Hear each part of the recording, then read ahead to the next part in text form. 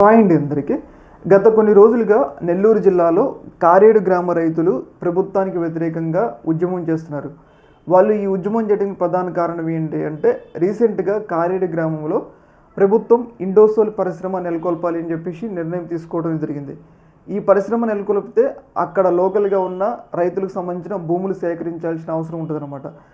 ఇలా సేకరించడం అనేది రైతులు అంగీకారం లేదు. ఎందుకు అంగీకరించట్లేదు అంటే ఇప్పుడు ఆ పరిశ్రమ వస్తే ఆ గ్రామం మొత్తం కూడా ఆ భూముల మీద ఆధారపడి వ్యవసాయం చేసుకుంటూ బతుకుతున్నారు.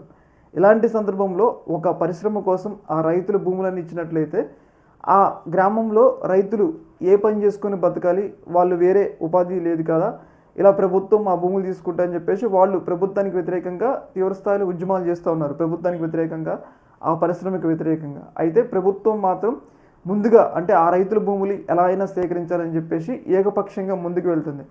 అయితే ఈ సందర్భంగా జగన్మోహన్ రెడ్డి గారిని కలిసి కారేడు గ్రామ రైతులు జగన్మోహన్ రెడ్డి గారిని కలిసి మేము చేస్తున్న ఈ ఉద్యమానికి ప్రతిపక్ష నాయకుడిగా జగన్మోహన్ రెడ్డి గారు తమ మద్దతు తెలియజేయాలని చెప్పేసి ఇవాళ తాడేపల్లి గూడెంలో కారేడు గ్రామ రైతులు జగన్మోహన్ రెడ్డి గారిని అయితే కలవడం జరిగింది.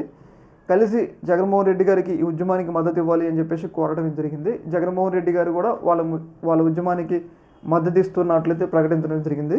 ఏదేమైనా కానీ రైతులు బాధ ఏంటంటే వాళ్ళ ఉపాధి దాదాపు సంవత్సరానికి 2 పంటలు పండే భూమి, ఆ గ్రామం మొత్తం కూడా ఆ భూముల మీద ఆధారపడి ఉంది.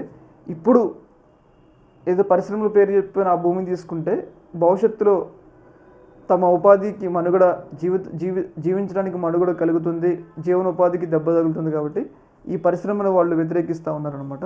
చూడాలి మరి రాబోయే రోజుల్లో జగన్మోహన్ రెడ్డి గారు వీళ్ళ కోసం ఎలాంటి యాక్షన్ ప్లాన్ ప్రకటిస్తారనేది. ఈ యొక్క అంశంలో మీ యొక్క అభిప్రాయాన్ని కింద కామెంట్లు తెలియజేయండి. ఓకే మరి, థ్యాంక్ యూ.